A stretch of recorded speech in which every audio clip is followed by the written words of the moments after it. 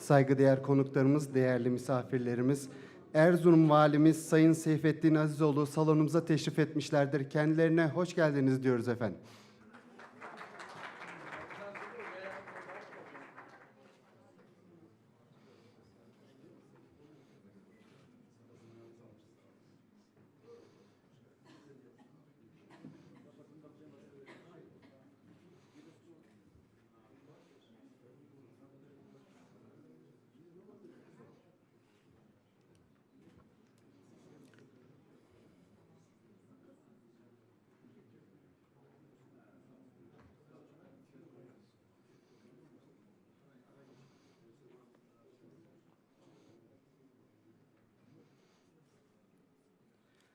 Sayın Valim, Sayın Belediye Başkanım, Sayın Rektör Yardımcım, Sayın Genel Müdür Yardımcılarımız, konferansımızın düzenleme komitesi başkanları, yurt dışından gelen misafirlerimiz ve değerli katılımcılar.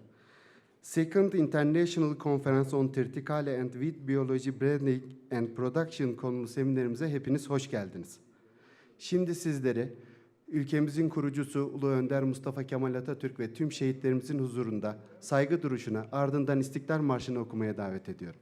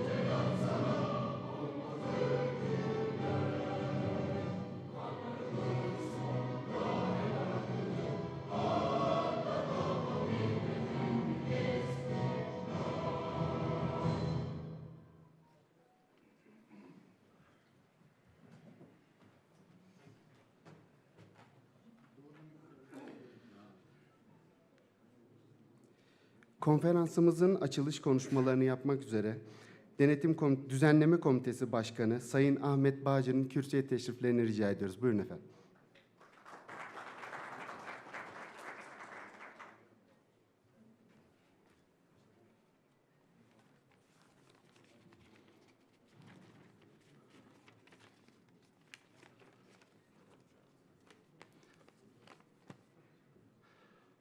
Herkese günaydın. Değerli misafirlerimiz, Sayın Valim, Sayın Belediye Başkanım, Büyükşehir Belediye Başkanım, Rektör Yardımcım, Genel Müdür Yardımcım, TAGEM Genel Müdür Yardımcım, daire başkanlarım, kurumların değerli temsilcileri, daire müdürleri, kıymetli misafirler, katılımcılar, yurt dışından gelen değerli misafirler. Ben bu konuşmamı müsaadeniz olursa uluslararası bir toplantı olduğu için İngilizce yapıyoruz. Bu yapılan bir uygulamadan dolayı ben konuşmama İngilizce devam edeceğim. Arzu eden dinleyicilerimiz, katılımcılarımız kulaklık kullanabilirler diyorum. Evet, dear guests and participants, I consider it as a pleasant duty for me as the conference chair to accord here welcome to the participant of the second International Conference on Biology, Breeding, Production, Triticale and the Wheat. On behalf of organizing committee, it is my great honor hosting you in the historical and beautiful city of Erzurum. In terms of agricultural sector, livestock, organic farming, agriculture, feed, crops, medical and aromatic plants, beekeeping and the bee products are important agricultural products subject to the region that have intensive and the potential. As a province, Erzurum has the highest ratio meadows and the pastures in Turkey, ideal for the livestock. Besides the large portion of the agricultural produce comprise cereals. Triticale has been over-yielding than wheat and barley because of adaptation in favorable environments in East Anatolian region. Triticale is one of the promising crops for region because of it is consumed to dual purpose for feed, forage, and grain. That is the main reason why we decided to organizing this conference in Erzurum. One of the main organizers of this conference is Eastern Anatolian Research Institute, and it's charged to search in the Eastern Anatolia and the extension for the region which has cold and high altitude. Eastern Anatolian research mainly focus on breeding, seed multiplication, quality, agricultural economics, and extension of these activities, especially winter cereals, of course, triticale, forage crops, and potatoes. Dear guests, I must acknowledge that the conference was scheduled to be held in Turkey last year in Poland, and first international triticale conference under the chairman of Edward Arsenik. And I welcome as well as thank Professor Edward Arsenik, Professor Ravindra Chipar from Canada, and Professor Rishi Bell is keynote speakers our today in conference. I also welcome to thank to Palandra Singh Chenzer. He is the director of the research institutes from India, and who has a great interest establishing the research development cooperation with the agricultural scientists from Turkey. I thank to Andres Bonner and President Yukarpia, and also the Geert Hasset, President ITA and IFSADA for the support for conference. I also wish to thank the General Director of Plant Production and General Director of Research and Policies, Hasan Gezginç, Dr. Hasan Gezginç as Deputy General Director, and Dr.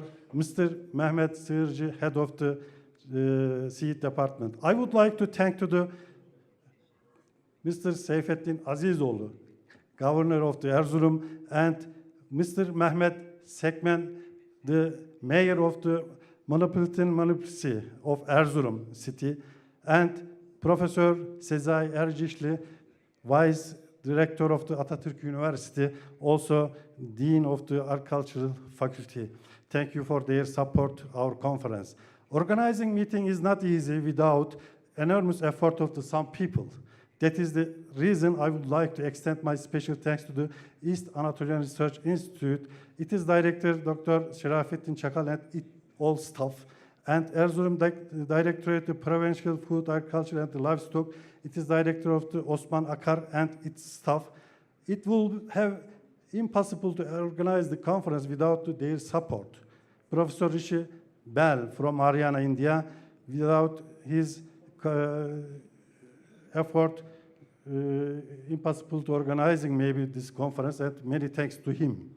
And we have participants from 6 different countries and many researchers. They are welcome to our country and Erzurum. We will welcome research collaboration from those countries, especially on triticale, wheat, and other important crops. I trust this conference will provide us enough opportunities to share experiences and to frame joint project in mutual interest. We have organized the conference at the hotel located just behind Mount Palandöken, which provides perfect opportunities for the winter sports and skiing. Of course, season is not suitable for the winter sports, but this time of the year it provides a clean, cool, and pleasant weather. I would like to take opportunity to thank all the people who involved in the organizing committee. We appreciate this special thanks to organizing and the financial supports. Republic of Turkey Ministry of Food, Agriculture and Livestock, Turkish seed unions, sub-unions of plant breeders, seed growers and seed distributors, seed companies, Buke, Ekiz, Asilgen, and Feed Manufacturers Association of Turkey, and also the Gen Academy organizing agent that contributed to success of the conference. Finally, I would like to all the participants from different countries and cities from Turkey for their support to the conference with sharing their experience. I hope you spent good time and wish you all successful and pleasant conference. Thank you for your attention.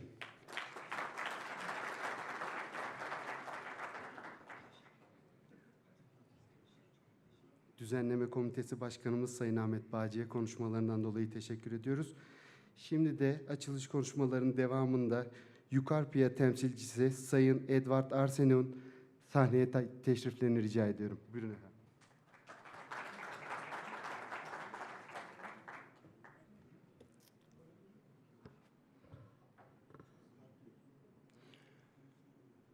Good morning, everybody. Dear authorities, dear colleagues and friends, ladies and gentlemen, dear all participants of this conference.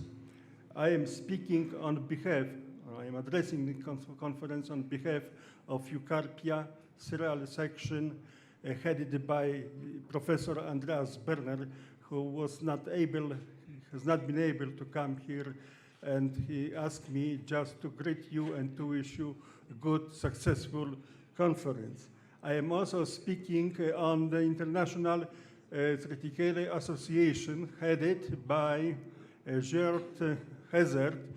He also was not able to come, and also he asked me to convey the best regards to everybody and to wish the success of this conference. I am the head of the Triticale group in the Eucarpia cereal section, and this is the second conference, as Professor Ahmed Bakci said. The first one was organized in Radzikov in Poland, or in Lechistan, in Plant Breeding and Acclimatization Institute, the National Research Institute.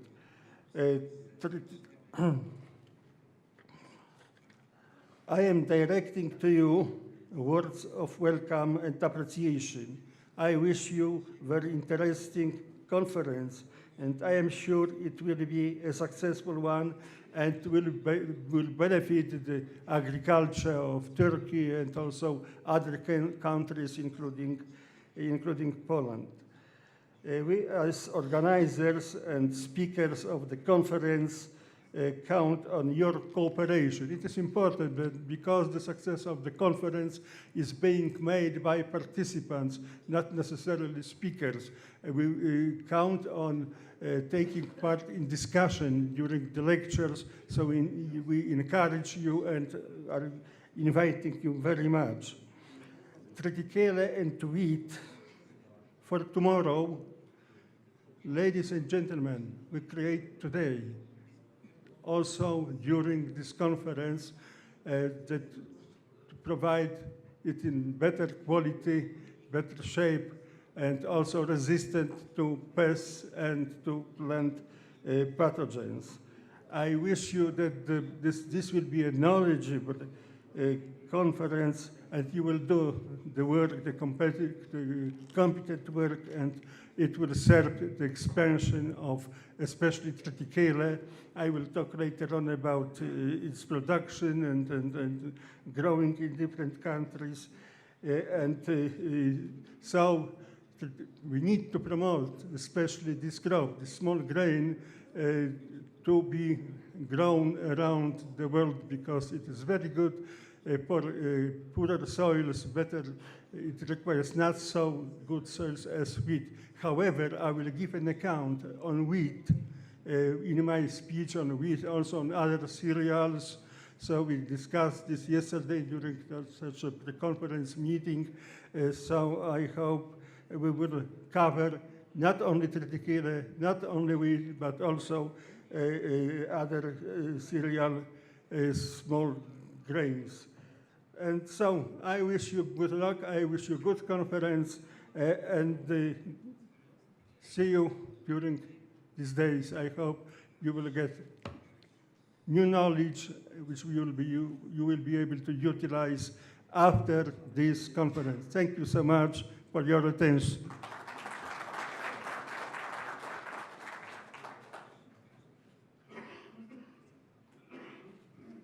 Teşekkür ediyoruz konuşmaları için. Şimdi de konuşmalarını yapmak üzere Tarımsal Araştırmalar ve Politikalar Genel Müdür Yardımcımız Sayın Hasan Gezginç Bey'in kürsüye teşriflerini rica ediyorum. Buyurun efendim.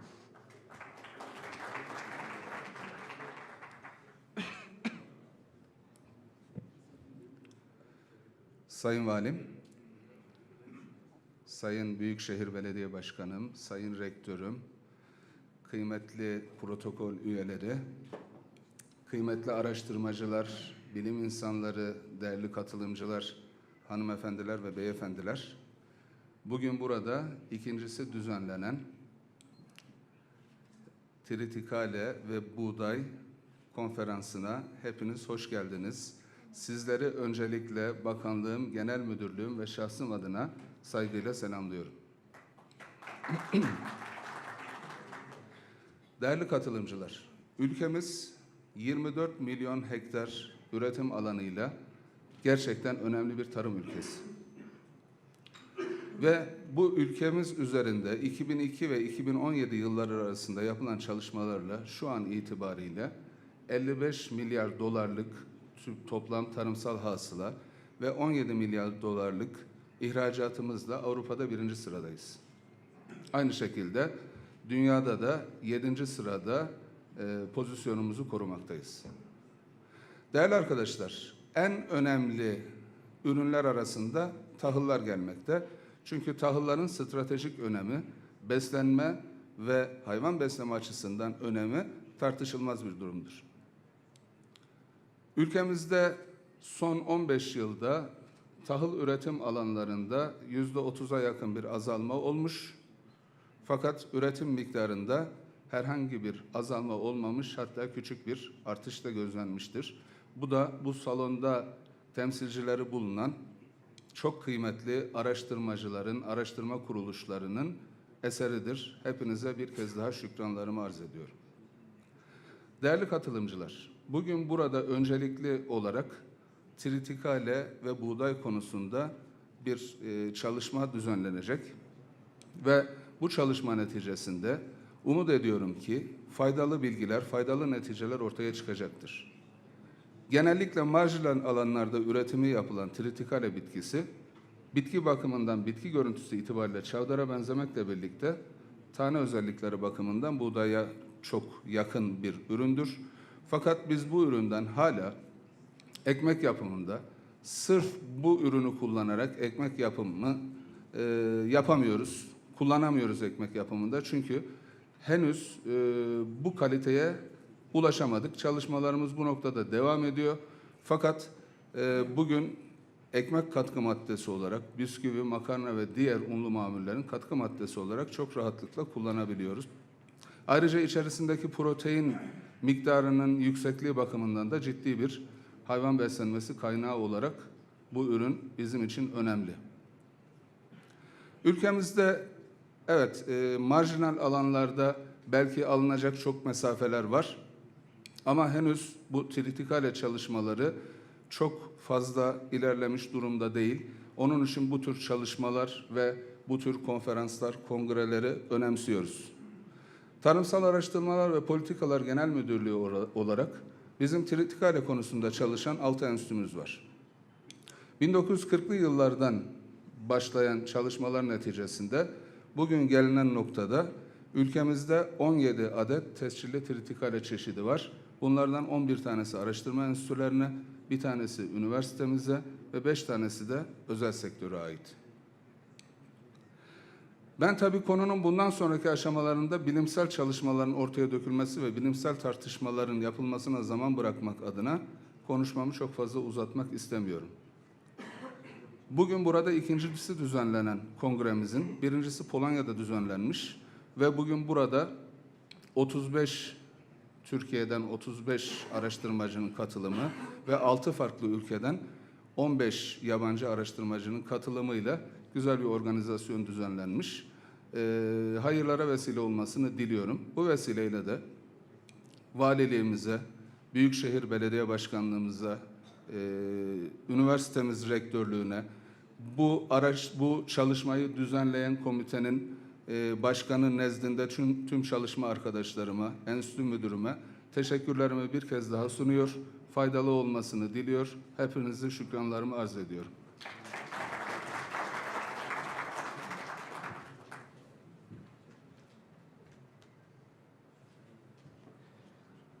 Genel Müdür Yardımcımıza konuşmalarından ötürü teşekkür ediyoruz. Şimdi de konuşmalarını yapmak üzere Erzurum Büyükşehir Belediye Başkanı Sayın Mehmet Sekmen Bey'in kürsüye teşriflerini rica ediyorum. Buyurun efendim.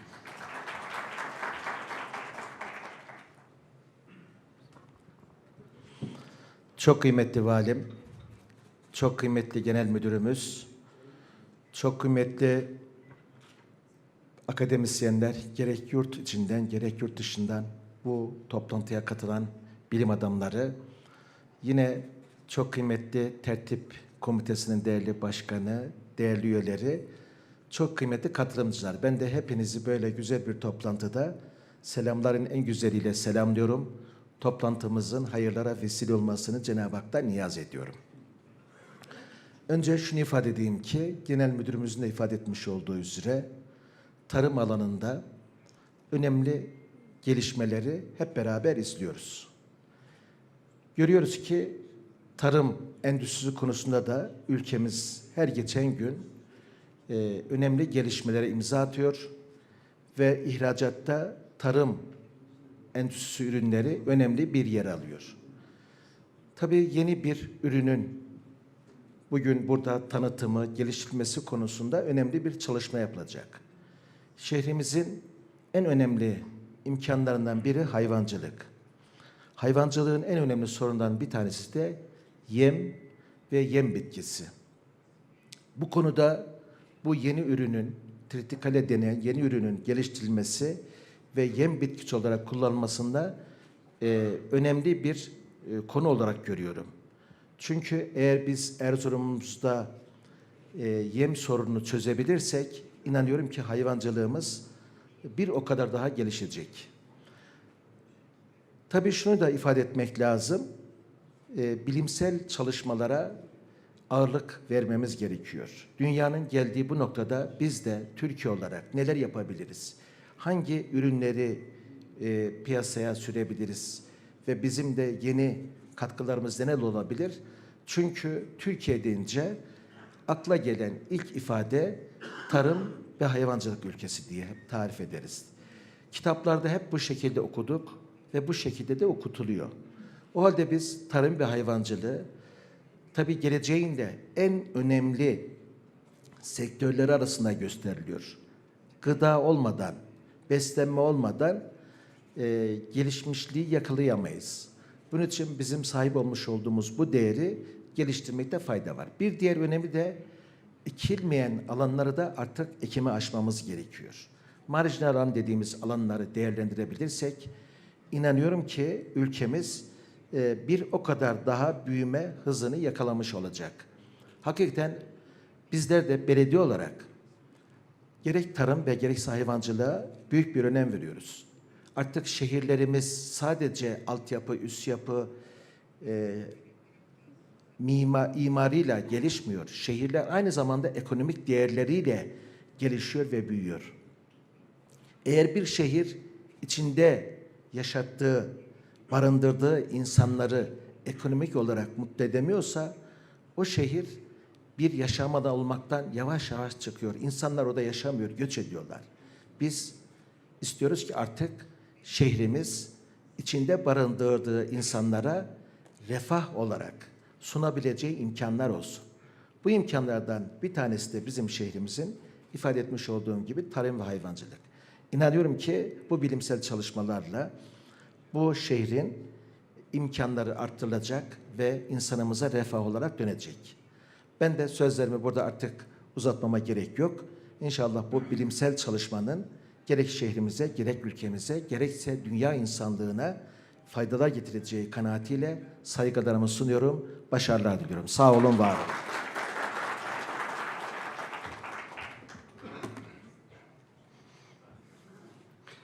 Sayın Başkanımıza teşekkür ediyoruz. Şimdi de konuşmalarını yapmak üzere Erzurum Valimiz Sayın Seyfettin Azizoğlu'nun kürsüye teşriflerini arz ederim efendim.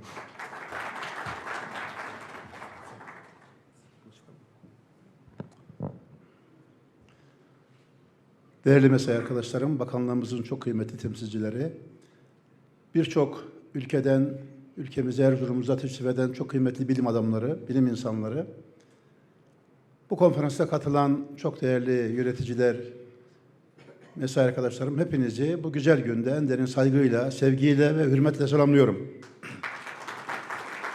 Bu konferansın ikincisinin Erzurum'da yapılmış olmasına ve bunun Erzurum'da yapılması için karar alan arkadaşlarıma da özellikle teşekkür ediyorum.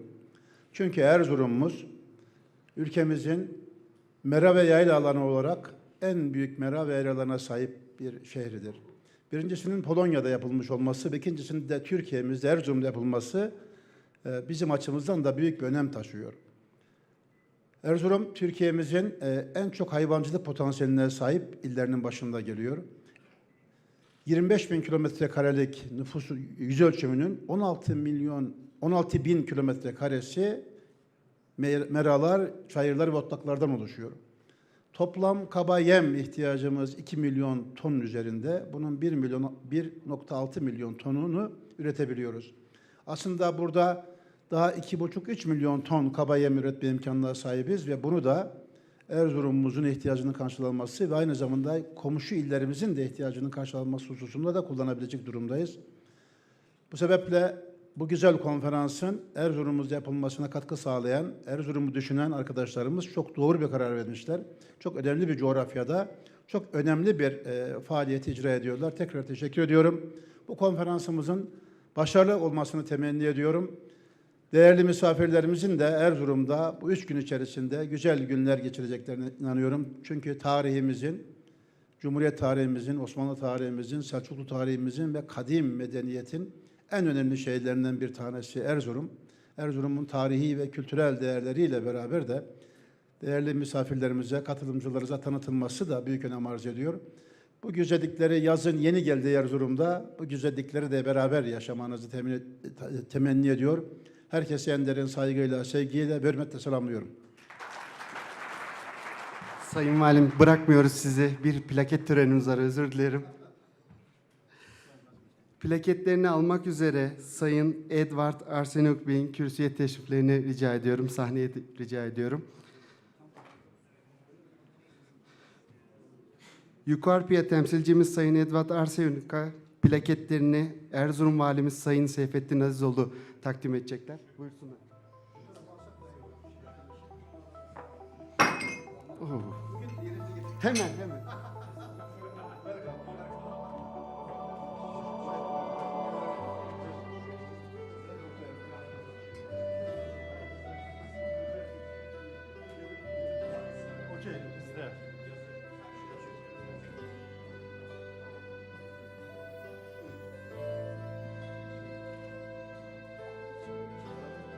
Evet.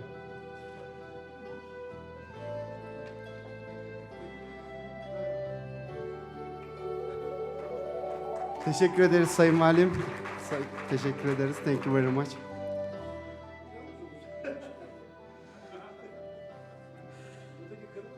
Erzurum Büyükşehir Belediye Başkanımız Sayın Mehmet Sekmen Bey'i sahneye davet ediyorum. Plaketlerini almak üzere Sayın Rishi Kumar Bey'i davet ediyorum.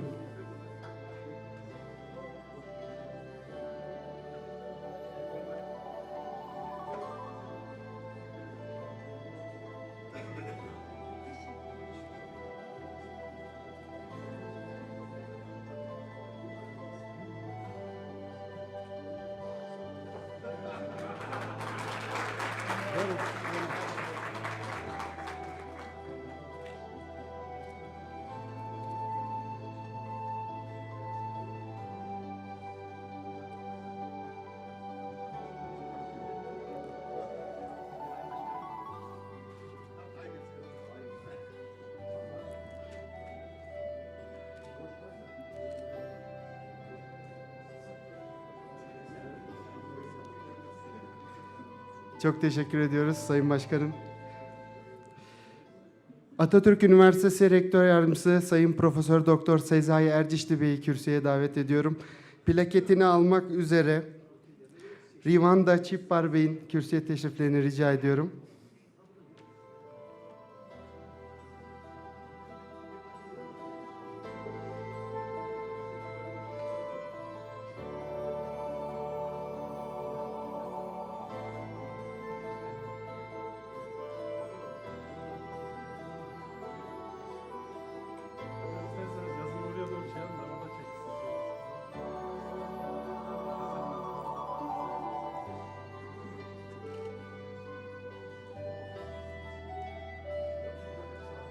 Teşekkür ediyoruz.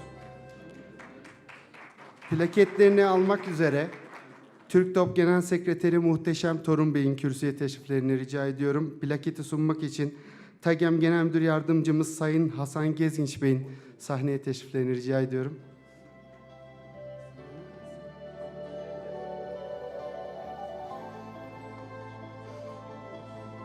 Yani.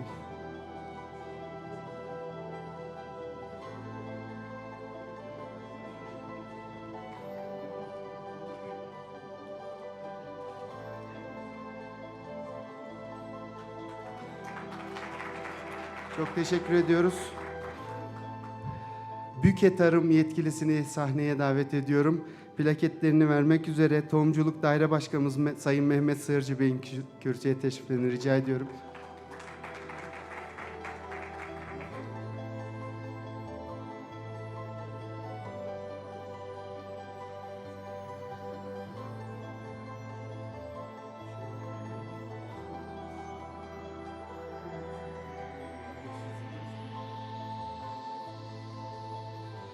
Çok teşekkür ediyoruz Sayın Başkanım. Tohum Yetiştiricileri Alt Birliği'nin yetkilisi Sayın Harun Koç Bey'i, Harun Gök özür diliyorum. Harun Gök Bey'i sahneye davet ediyorum. Plaketlerini vermek üzere TAGEM Daire Başkanı Sayın Ramazan Bülbül'ün sahneye teşriflerini rica ediyorum.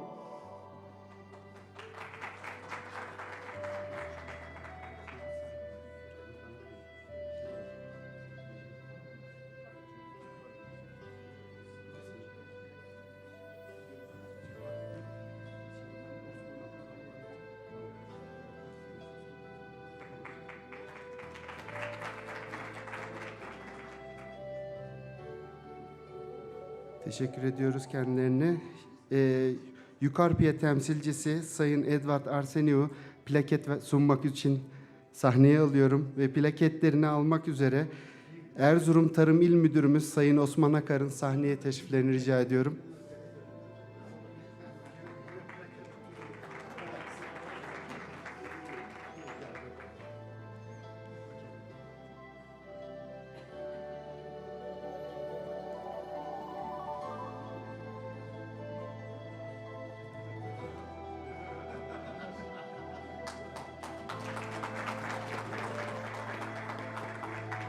Teşekkür ediyoruz, sağ olun. İFSAD adına Rivanda Çipar Bey'i plaketlerini sunmak üzere sahneye alıyoruz. Tarımsal Araştırmalar Enstitüsü Müdürümüz Şerafettin Çakal Bey'i de plaketlerini almak üzere sahneye davet ediyorum.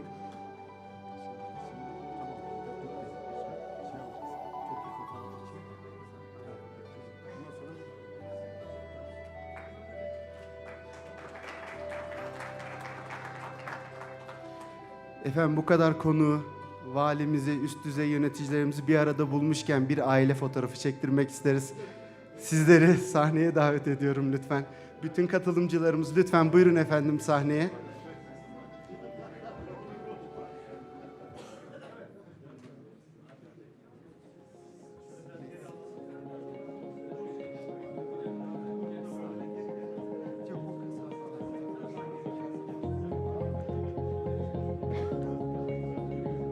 Şöyle yanaşabilirsiniz. Ön sıraya buyurun efendim.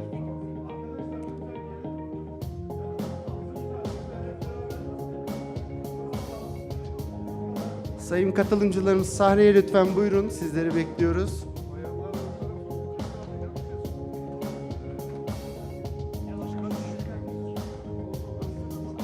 Geniş açılır. Şöyle yanaşabilirsiniz. Morning everybody again. Ceremony section already finished and we are going to start the scientific section. In this section we have three presenter invited keynote speakers, one from Poland, one from India, one from Canada. And our first speaker, Edward Arseniuk.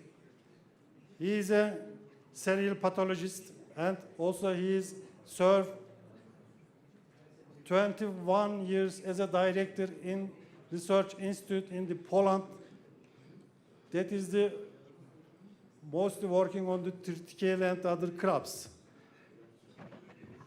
Also, he is now acting as a consultant of the director in that institute. Okay, Arsenik, time yours.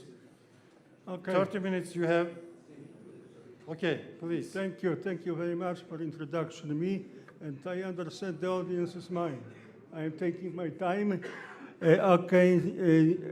So the title of my presentation is, as you see, recent developments in triticale production, practical breeding, and breeding research. I will provide you quite a lot of information about triticale. The purpose of this presentation is to overview and collate possibly new information about current status of triticale and other small grain cereal species, for instance, wheat in Poland and also elsewhere in the world. In presentations from Poland, because this is not only the presentation I have from Poland, there will be presented triticale taxonomy and biology, production, practical breeding, and breeding research. And also we will give an account to contribution of biotechnology, including molecular markers, somaclonal variation, double haploid technology or androgenesis use, and genetic engineering in breeding of this small man-made grain species, which is triticale. Triticale in Poland. So first trials with triticale breeding in Poland date back to 19th century, but moderate research in our country started in 1960s. Since 1980s, in 1982, the first cultivar, Lasko, was released in Poland, but due to its quite weak winter hardiness, this cultivar was not grown, not cultivated much in Poland. It was registered in other countries of Western Europe, like Germany, France, the Netherlands, and over here it set the standards for new modern cultivars of triticale. So triticale taxonomy and biology, the order taxonomy. Poalis, the family. Poaceae, the name triticale is derived from a combination of the genus names of the parents, Triticum, wheat, and Secale, rye. So it was coined a name triticale. It is a tall growing cereal, small, similar to wheat, with compact heads and oval grains. And this actually is a cross between durum wheat and rye, and thanks to the immature rescue culture, we were able, humans were able to develop this crop quite artificially. And actually, triticale, we are talking about hybrid triticale cultivars, but triticale by itself is a hybrid. And then we can do hybrid cultivars, so it will be hybrid to the second power. Triticale area harvested in Poland, this is about 34% of the world. So, like you see here, and in Poland we have 1.4 or 1.3 million hectares. The grain production in metric tons, over 5 million in 2016 and 2017.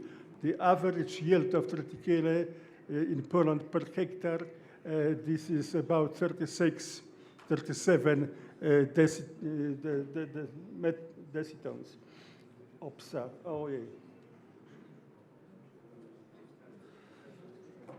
And here it is shown how triticale develops actually in Poland. 1985, 1980s, the story started, and it goes up and up, and this is 1.3 5 million hectares of triticale is grown now in Poland each year. So for just to make your mining how triticale is grown in other countries, so the world growing area of triticale, this is harvested 4.1 million hectares around the world. Grain production 15 million metric tons. Okay, I will try to talk to the microphone. Sorry. And so Poland 1.4 million hectares, 500 million hectares in Belarus, 400,000 hectares in Germany, France 334,000 hectares, China 238,000 hectares, Russia 223,000 hectares, Hungary 139,000 hectares, and also Turkey. Yesterday I tested if you know how much triticale, what is the triticale acres grown in Turkey. So 37, and the grain production, this is 100,000 metric tons. About, this is the current situation, but it will change. Cereal grain production in Poland, million metric tons, as you see here, just 2017. I will skip some figures. 11.3 million metric tons of wheat in Poland, rye 2.8 million tons, winter triticale 4.5. Okay, this makes 5 million metric tons. Triticale total, like you see here. Winter barley, spring barley, barley in total almost 4 million metric tons. Winter mixed grains, muslin so-called. So oats, corn is quite extensively grown.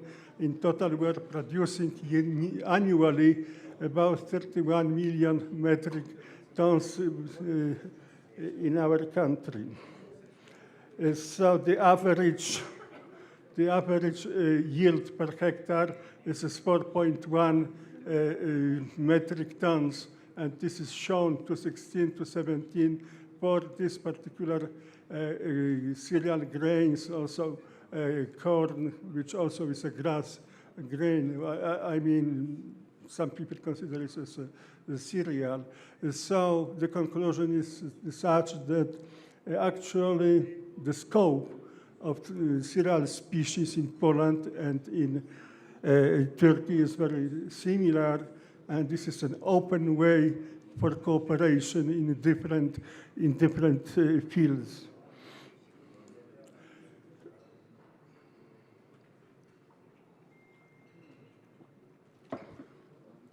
So worldwide production of cereal grain in 2017, 2010, just this season, please just notice 2.5 billion metric tons. And here is given in a million metric tons, corn over 1 billion metric tons.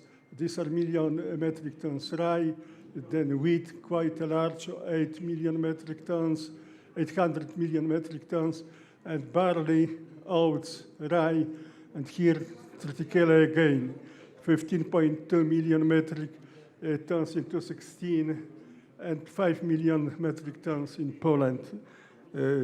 So this is about 30% of global triticale grain production. So this is just for verification. Please just notice since 2008 to 2018, the worldwide grain production over 2 billion metric tons in the last decade. So here it's shown cereal production, utilization, and stocks. Please just notice production here. The goals 2018, 2019, and this is utilization. And now utilization surpasses the production. The stocks, okay, it will be necessary to increase triticale, not triticale, grain production of cereals. Also triticale. here in the United States, 28, not the European Union, 28, 2016, 3 million hectares of in total cereals. Please just notice France is the largest producers, Germany, Turkey, quite a large, it's a big amount, 34 million metric tons, Spain, and so on. This is not full list of the European Union countries. So here again, in total, 3,100 metric tons, and common wheat and spelled 44%. It just constitutes grain maize, 28.8%, 20% barley, also 0.7%, rye and winter cereal mixtures, 2.6%, other cereals, including triticale, 9.3% of the total production. This is actually the same, but shown in a different way. I am just skipping this and go further on. And please just, how was the production of grain was increasing over years since 1961, 0.8 billion tons to 285, to 2.5, as I mentioned earlier, billion tons of all cereals. But please see also triticale is just increasing, growing up each year, every year, but it cannot surpass this 4.5 million hectares just annually. Priorities for triticale breeding and research. This is search for genetic resources, the first priority. Genetic sources of important agronomic traits is baking quality. Triticale is used mainly for fodder. Improvement of breeding methodologies, this is also of importance. Breeding for resistance to pest pathogens and to mitigate climatic changes. So we may organize such a conference we're planning on international conference on breeding for resistance to biotic and antibiotic stresses and to climatic conditions, which are aggravating with the time being. Refinement of biotechnological methods, this is the next priority in triticale breeding, to shorten breeding cycle, just to release the variety in shorter time. Then refinement and practical use of cytoplasmic male sterility based on Triticale hybrid triticale cultivars. This is of importance. They usually yield better. Use of molecular markers as tools for modern triticale breeding, and then study of chemical composition, nutritional and feeding value. We need to develop baking good quality triticale so we can just make bread of triticale. So concerning the biotic stresses, known and novel force, it is described, there is a paper, a chapter in this book on triticale, edited by Francois Eudis in 2015. Next year, there will be an international triticale symposium in Lethbridge in Canada. So you will have a chance to go there and also to know more about the triticale. So we need to promote triticale. This is new crops. So how diseases were increasing on triticale. Actually, there are no new diseases developed typically of triticale original. Usually these are diseases of pests or pathogens coming from wheat or from rye, and triticale is a bridge. And please just notice here, this is over the years 1985, 2011, and the number of here, the mean resistance with the time being, with the story of triticale development is decreasing. And we have quite a lot of problems to develop resistant cultivars. Here we have leaf and tear diseases of key importance on triticale in Poland, which are to be controlled through breeding for resistance. And this is Rhynchosporium scald, yellow rust, this is stem rust, brown rust, Stegonospora nodorum septoria tretici. You just see here powdery mildew. This is very dangerous disease which developed in just a recent last decade. Here again we have yellow rust. What the research was this? We tested 130 isolates of powdery mildew fungus for virulence, and each year new virulence factors were appearing, were emerging during the study, and this was a problem. Only 15.4% of triticale isolates were virulent to rye, cultivar dańkowskie złote. So this is a problem that powdery mildew comes to triticale mainly from wheat.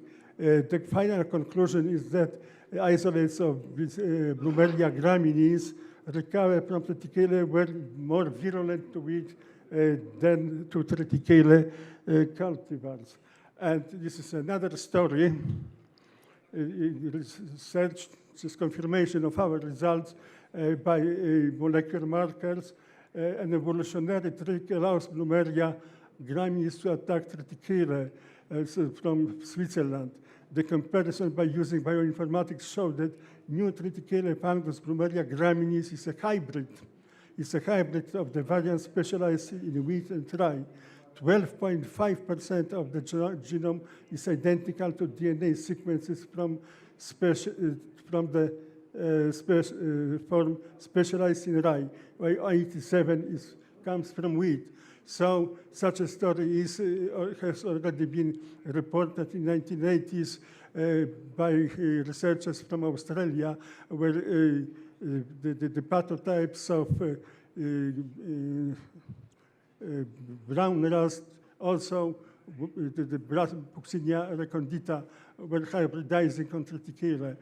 So triticale actually is a bridge for many, for all traits of wheat and rye.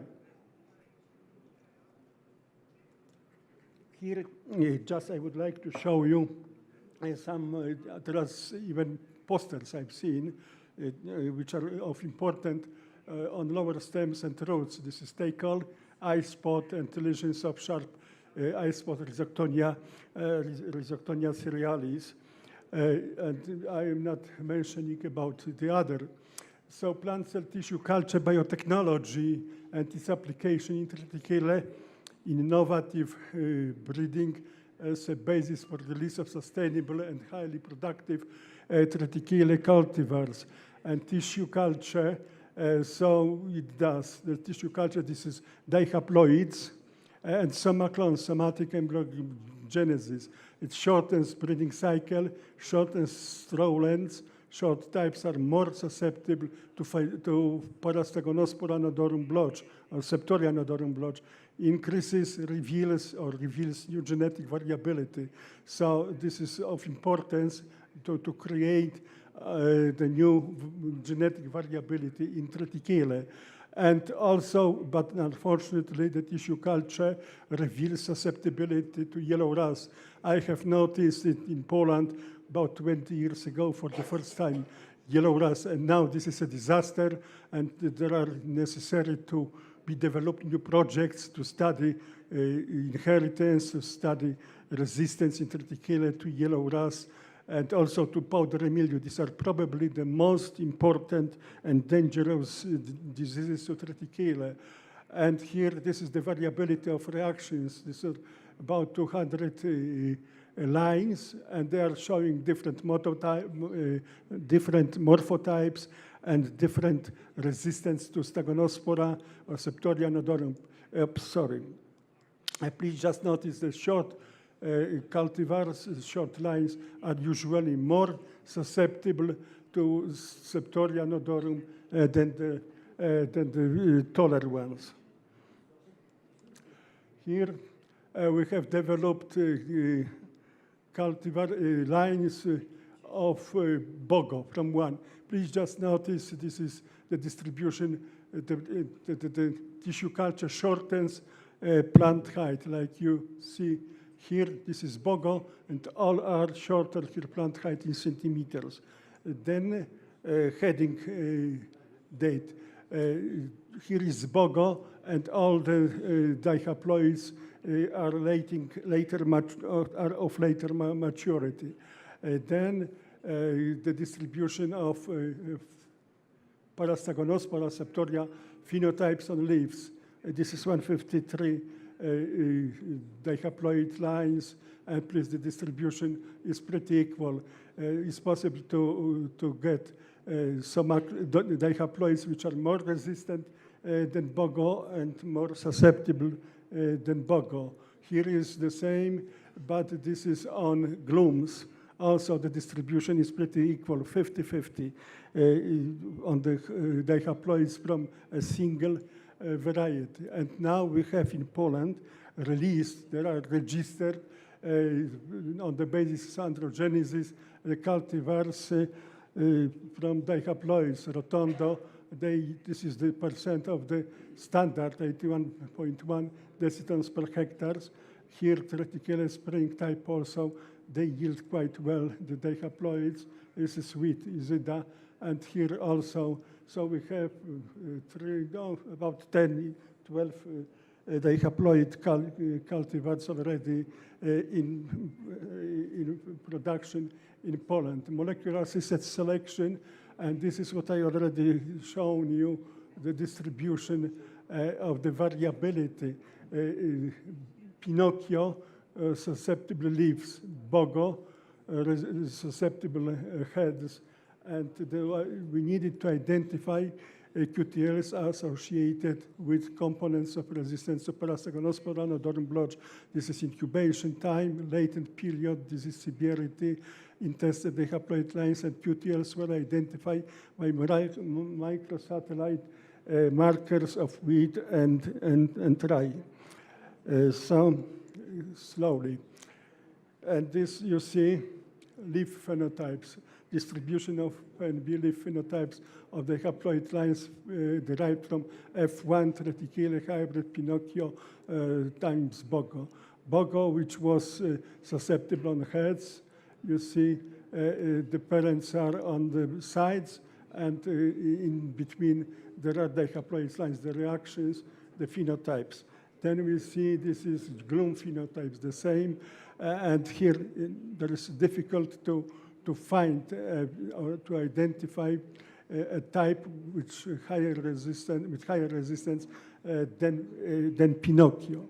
And then we conducted bulk segregant analysis, just in brief, and to find QTLs associated with components of resistance to Parastagonospora and odorum blotch, and these were the components of the resistance. This is incubation time, latent period, disease severity, and we studied this on the 5th seedling leaf by using this technology, this analysis.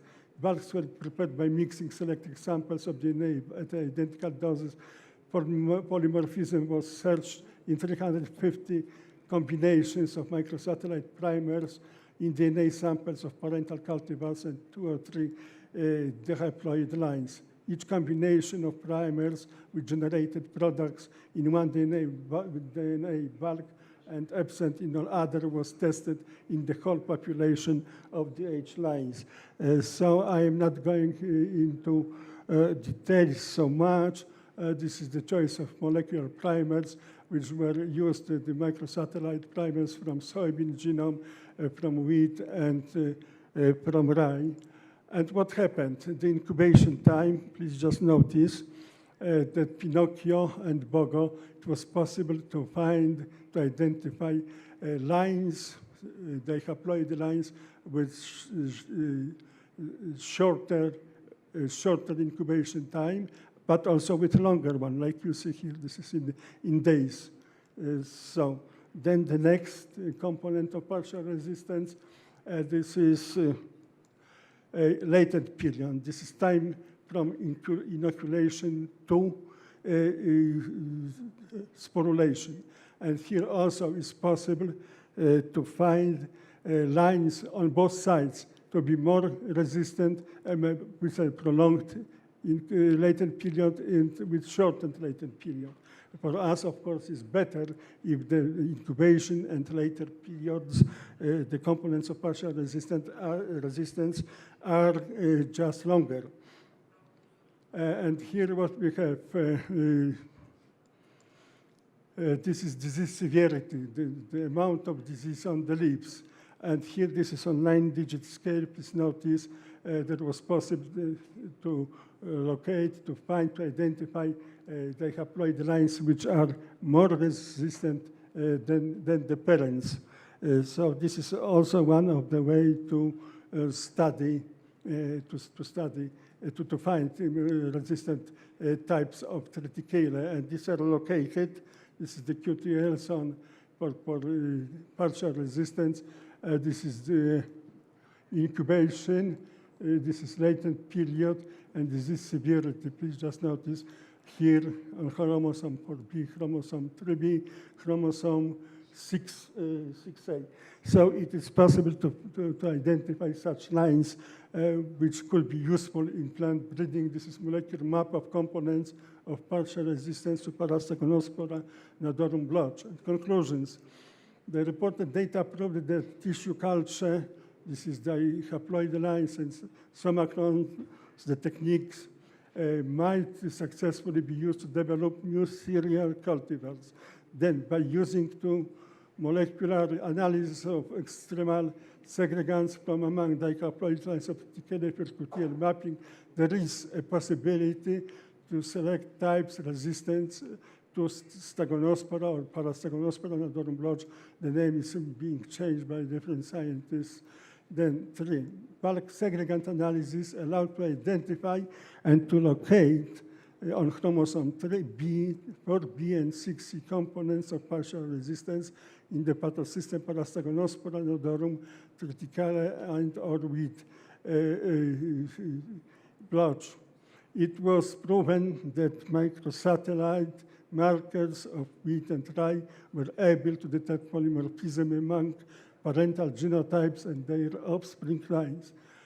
And just a few words about triticale abiotic stresses. It is at least I will enlist, I mentioned.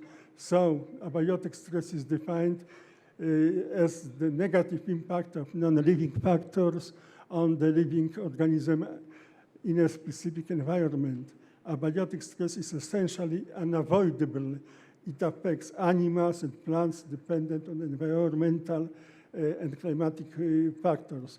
Abiotic stress is the most harmful factor concerning the growth and productivity of crops, not only triticale, worldwide. And in general, triticale shows an excellent adaptation to variety of environments. It has been grown under a wide range of soils and climatic conditions, including drylands and marginal soils. So this is its success in Poland. So we have so large acreages. And I will only enlist the abiotic stresses in triticale. Frost and cold tolerance is higher than in wheat, in triticale. Soils are of different type, and triticale copes quite well with the poorer soils. Mineral stress, deficiencies, and or toxicities, soil pH, G-aluminium toxicity, or excess of boron. This was very well studied in Poland in our institute. Then drought, then pre-harvest sprouting problems, excessive precipitation, and humidity, lodging and shattering, then water logging. And so Poland, this in conclusion, 55% of soils are acidic with poor fertility, mainly because of mineral toxicities of aluminium and manganese and deficiencies of phosphorus, Ca, this calcium, and molybdenum. And from here stems success of triticale in Poland, which is designed to grow on poorer wheat and better rye soils. And this would be all. My time is over. However, I not prolong. Yes, you are just on time. Thank you very much. Okay, thank you so much. And Okay. one word. I just recommend this book from François Yudis, I have 2 chapters, and there are all the most important things, the problems described in triticale. I hope next year will be a new one. Thank you. Okay. Please, Edward, have a seat here. Please have a seat. Okay. Okay. Yes. As Edward said, I mean, in the past, we are thinking about triticale is the more resistant to most of the diseases. But nowadays, recent years, we saw some susceptibility. Also, their team is working most of the powdery mildew and the scalp disease. Then, so maybe we need more research or wake up about disease on triticale, much more. Okay, our next speaker from University of Saskatchewan, Professor Ravindra Chipar. He is a research Canada chair in the crop quality and the molecular biology and the genetics department. Thank you very much. Please, Chipar. Thank you. Thanks, Dr. Bagchi. And I would like to thank the organizers, Professor Bagchi, Professor Bahel, for inviting me and giving me this opportunity to make a presentation. And Professor Bahel, who founded IFSDA, he also said, I bring greetings from the International Foundation for Sustainable Development in Africa and Asia, which was founded in 2007, has organized about 11 conferences, and also is a sponsor for this conference. So with that, I will start to my presentation. And what I'm going to do is, this is, by the way, the College of Agriculture in the University of Saskatchewan. This is the building from outside. So my presentation is going to be about wheat grain, but it could also be applicable to any cereal grain. And as you will see, my program is a bit diversified. So the presentation will include, I'll give you a brief background about my program, then talk about food and nutritional security, cereals. The main thing which I also put forward in my class is that grain quality is not static. Like, grain quality is a very, very dynamic concept. It keeps on changing as time changes, and that is the message I want to convey. And what we should be looking now is grain quality for human health. Like, not just how to make a better bread or better pasta, but there is a lot more to grain quality beyond that. And that will be the main focus for my presentation today. So my research at the University of Saskatchewan deals with 2 main aspects. One is the grain composition, which I will discuss today, and mostly grains for improved human health and industrial uses. And in that, we look at carbohydrates, which will be the main focus. We look at phenolics, minerals, and we recently started on this in the historical wheat perspective. But we also have half of the program, which is on crop performance, especially how related to climate change. The idea is how to make climate change resilient crops. And in that, we are mostly focused on low temperature tolerance, because winter cereals are very, very environmentally friendly crops, especially in our context in Canada. So, but I'm not going to discuss that today. That's a separate program.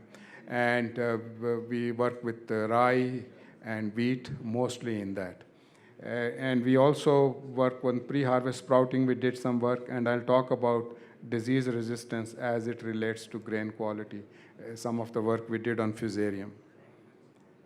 And the crops you can see are again very diverse. We work with wheat, barley, rye, canary seedgrass, rice, and triticale. We just did some work in collaboration with the colleagues in Hungary, in Szeged. They sent a student, and that publication should come out. We also work with the pulses like chickpea, lentils, faba beans. These are, if you consider in terms of health, human health, pulses are very, very important. They are environmentally friendly because they can fix the nitrogen, enrich the soil. And on the other hand, the protein component of pulses is good, but also the carbohydrates all the grain scientists or agricultural people always focus on protein, but we have to remember that carbohydrates are equally important because they are the ones which give you energy. And as I'll show you, people relate it in a negative manner, but there are also many, many positive concepts, contributions. And you would see why I have this HASCAP. This was a student, and these are kind of a new berries, which this student and Dr. Bob Bors, who is the horticultural professor in our department, they are trying to bring up. And you can see there are about 7 or 8 papers already coming out from this graduate student and more to come. So this is essentially the people who do the work. I just give talks. So Dr. Monica Bega, she is a long-term colleague, is a research scientist in my group, and she kind of contributes to mostly to the cold tolerance, but other things too. Then we have postdocs and graduate students and technicians and so on. But the main thing is most of the work is funded by the growers, like Saskatchewan wheat, Saskatchewan winter cereals, Manitoba winter cereals, Western grains, Government of Saskatchewan, and then, of course, Canada researchers, federal agencies, NSERC, and Agriculture and Agri-Food Canada. In Canada, if any grower puts in money to a university professor, it is very likely that it will be matched dollar to dollar by the Canadian Natural Sciences and Engineering Research Council. So all these growers are quite happy because whatever money they give to me, I go to NSERC and double it. Like if they put in 50,000, it becomes 100. So which is a very, very good model for people like me to do lot of research. So to start with, like this is, I don't want to spend time, but this is how global population is in the world. It's increasing. And what it does is, the other thing besides increasing is also people are living longer. Like if you see in 1800, the average lifespan was about 30 years. It came to about 60, and now in 2012, it was more than 70 years. And every country, it is all over the world. So what we have to see is if people are living longer, they should also live healthier and have a better life. There is no need good if you are living 100 years, but you cannot stand up and move. So you have to look at in that direction, and that's where agriculture comes into play. The other thing which we have to keep in mind, we don't look at it very carefully, that the affluence or the people's disposable income is increasing, no matter where you live.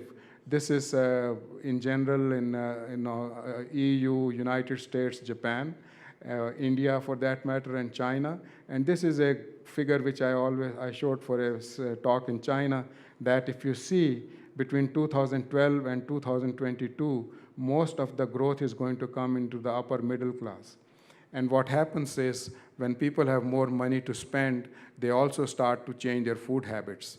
Like instead of living just eating for living, they want some better quality food.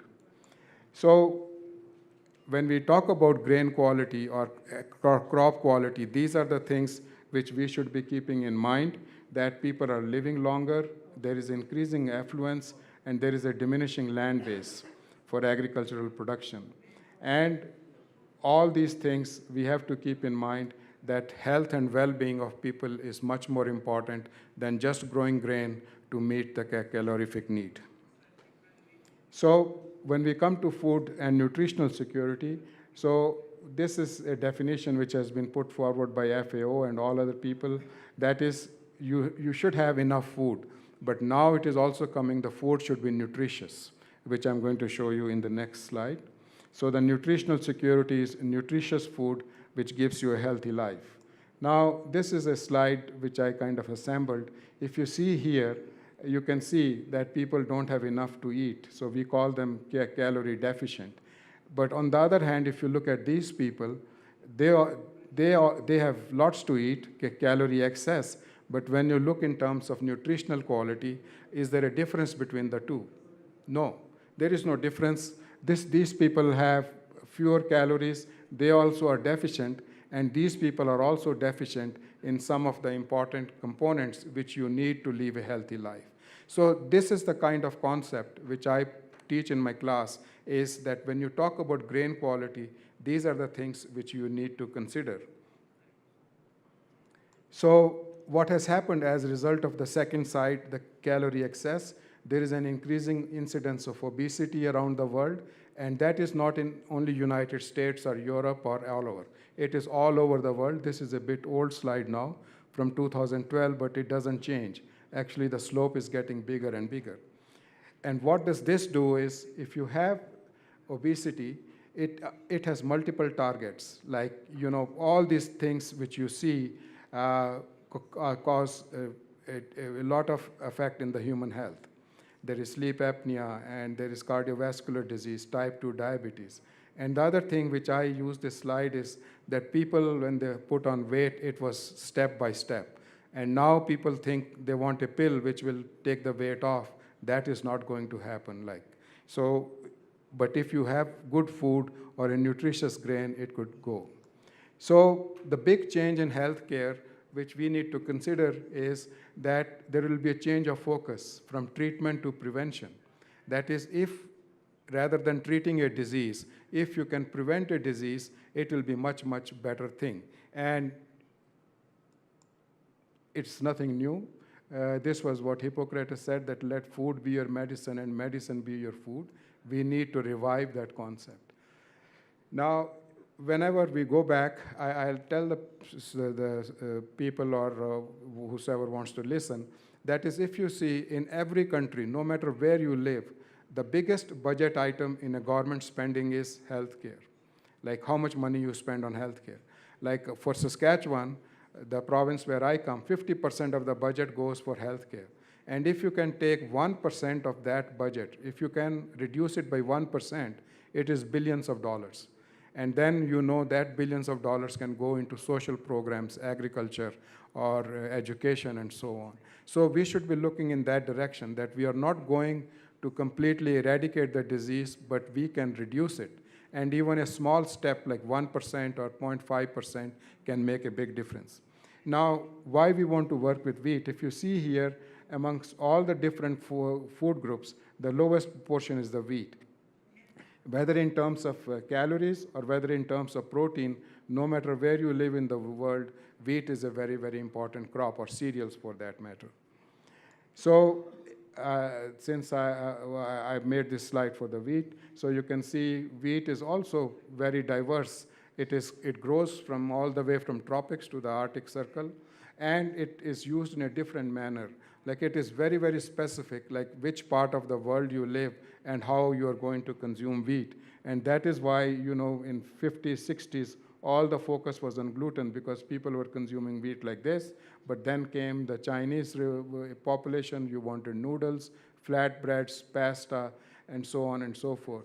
So there is time for improvement or opportunity for improvement anywhere in the world, but there is another thing which we want to look at too.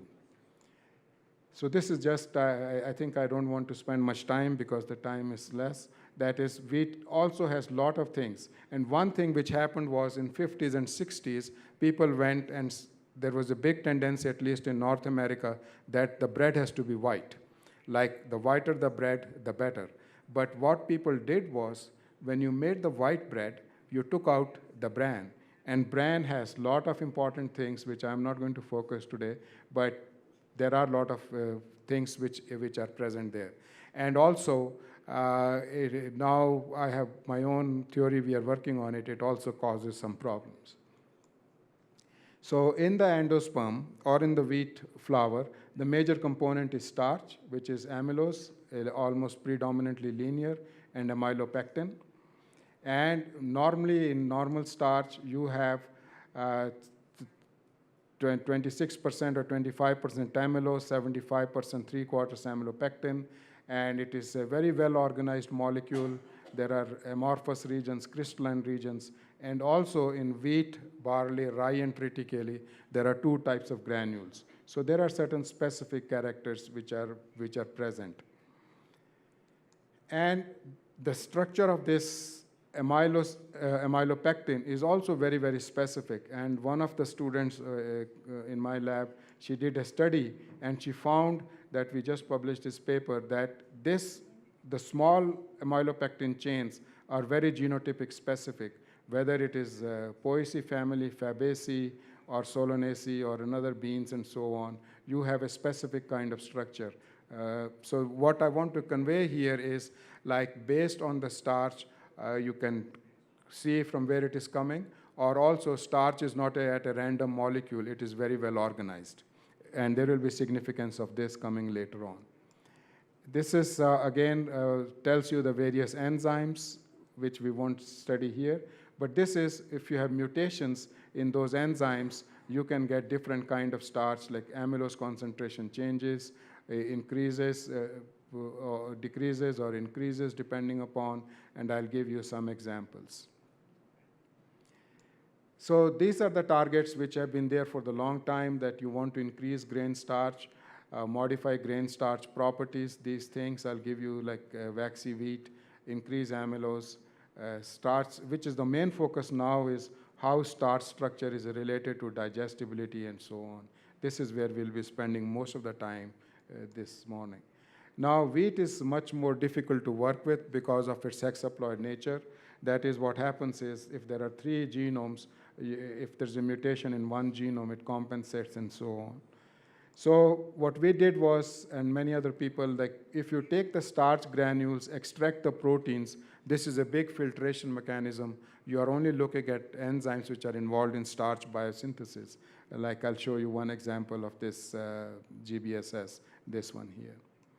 So everybody focused on waxy starch. It was amylopectin rich, granule-bound starch synthase, but it also good for making, part of it is for noodles and increase freeze-thaw stability, because this is a very important feature. People want, even if people want to cook, they do not want to make it from scratch. They want to take out the dough from the freezer, put it in the oven to bake it, and freeze-thaw stability becomes very, very important. So this is a long time ago we did this work. That is, we made the waxy starch. But what I want you to focus here is, that is, if there's no mutation, all 3 genomes are positive, you get no reduction in amylose. If 2 are positive, then are different genomes. And if no, you get no amylose, all amylopectin. And I'll show you how we used this system to look at the starch digestibility. The main thing is, this is the real amylose, because we developed a method, or optimized a method, where we take the starch, debranch it, run it through HPLC, you get the real amylose. When you do it with iodine or any other method, what you get is apparent amylose. So now, the main thing, when I started, I showed you the obesity and that kind of thing. So all the calories which you get is how starch is digested. So the main focus here is, like, if when you take any food item, it goes through your digestive system, and then, you know, some of it is digested, some is not, and so on and so forth.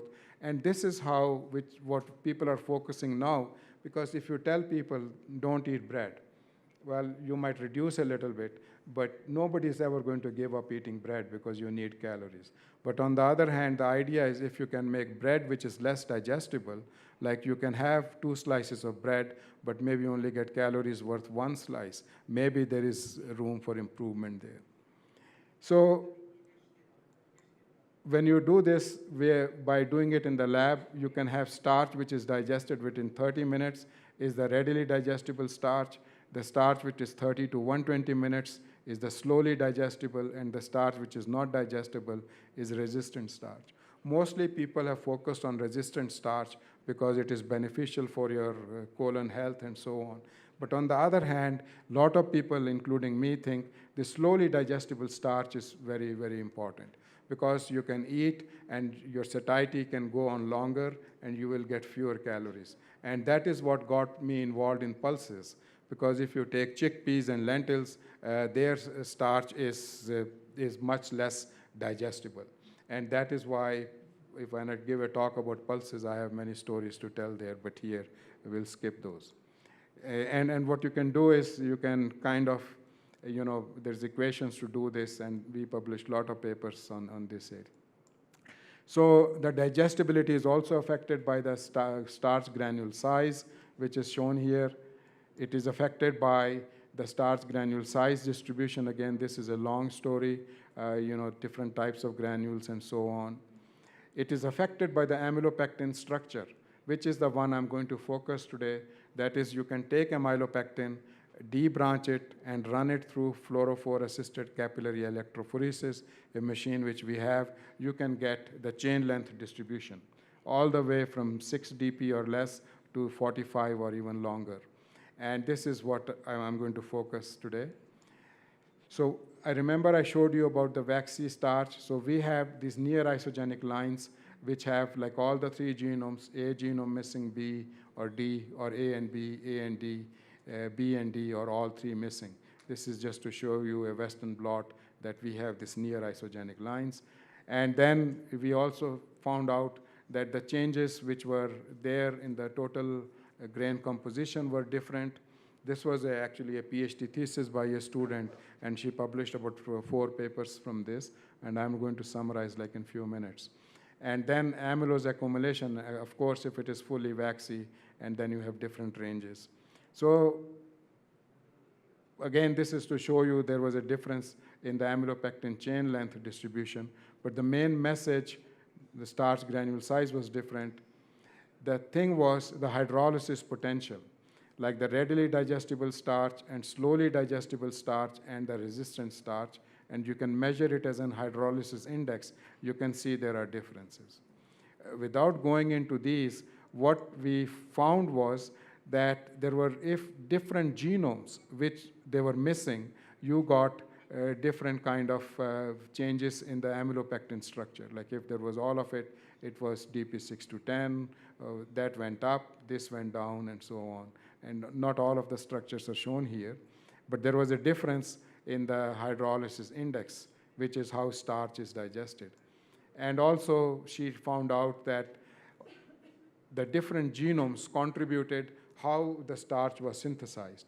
I know this is a bit rushed, but there is not enough time. But if anybody wants, I can send you the PDFs, and you can see. The whole thing here, the message I want to convey is that the 3 genomes of wheat, if you really think about it, you can use it to your benefit. That is, which genome should be missing to give you what kind of amylopectin structure. That is the message I want to convey here. And this is one of the papers of the 3 that enriched short chains were found in this one and affects amylopectin structure, and Vaxi-D suppressive influence on short chain phenotype of amylopectin, increased volume percentage of large granules, and reduced the hydrolytic index. What you really want is to reduce the hydrolytic index. So the take-home message here is that is if you can come up with a desirable genotypic combination of the GBSS itself, you have this potential, but there are so many other starch biosynthetic enzymes. And this is another way to look at it, how the different type of digestibilities were affected. The slowly digestible starch, the readily digestible starch, and the resistant starch. So the slowly digestible starch, you can see, is related to C granules and B granules, or the small granules, and the readily digestible, the slowly digestible was on these kind of different things. The thing is, I showed you the data on wheat, but we developed this model based on the work on barley, because barley is diploid. And then we thought I would put a graduate student to do this work on wheat, where she can have those different combinations. So it is not just on wheat. We hope to write a big review article where we will be combining all these different things, including wheat. We also did this work with triticale, the paper which is coming out in combination with people from Szeged in cereal chemistry. So this is, again, the same thing, to send the same take-home message. So I think I showed that the structure of amylopectin is valid. So then we did this work with another graduate student who was a Monsanto scholar. He worked on rice. Rice is, again, a simpler genome. We used this targeting-induced local lesions in genomes. Instead of making by mutagenesis, we did it by collecting the natural variants. And you can see here in the next few slides, these are the various genes we looked at. And you can see he found lines with the differences in hydrolytic index. Like this is a control variety. You went from 58.2 to 36.3. So you can see that you can change the hydrolytic index or the digestibility. Again, rice is a simpler model than wheat or triticale. So the next question, I think I have 10 more minutes or so, I'll try to finish it up. So this is a book which came out in United States. I think everybody has it, The Wheat Belly, that modern wheat was nutritionally very different, and that is why people have all this obesity and cardiovascular diseases and so on. So we tried to answer this question. And so what we did was, these are the varieties. My colleague, Dr. Pierre Huckel, who is a spring wheat breeder, he had been doing a trial from 1989 to 2007, or now till 2016. He had 4 varieties which were released in 1860 to 1900, 1901 to 1950, 1951 to 1975, and so on. So he has been doing this trial over many, many years. And these varieties are all Western Canadian varieties. So Red 5 was the one which was released in 1860. So what he found was that, of course, there was an increase in grain yield per year because he's a breeder, so he had to show it to his funders that, of course, he was making progress. But the other thing was, like, the kernel weight has increased, but the plant height, we do not grow very small varieties, but there was some reduction, days to spike emergence, and so the main thing which we wanted to show here, that the mean rate of grain protein, because that is what that book said, like, oh, the modern day wheat varieties have too high a protein, which causes all those things, but it wasn't much at all. It was 0.01% per year. That is, in 100 years, you will get an increase of 1%. And then when we did this real experiment, we found the same thing. That is the variety which was released in 1860 to one in 2007. The protein concentration was, the line came around 14%. Like, there was some variation between the environments. This was in 2 years data grown at the same location. Then we also looked at the polymeric, monomeric. I don't think we'll go there. But the main thing I want to show here is that the Canadian Grain Commission, they take samples from the grain cars, which are going it every year, thousands of samples. And they found the same thing from 1940 till 2010. It was going up and down. It wasn't a line like this, which was the main thing. This was spring wheat. This is durum wheat, the same thing. And now what we are doing, taking it further, is we just got a project funded. We are going to look at the celiac disease causing epitopes over 150 years of wheat improvement, identify and diversity of celiac disease in modern wheat varieties compared to those 37 varieties which were released over from so on.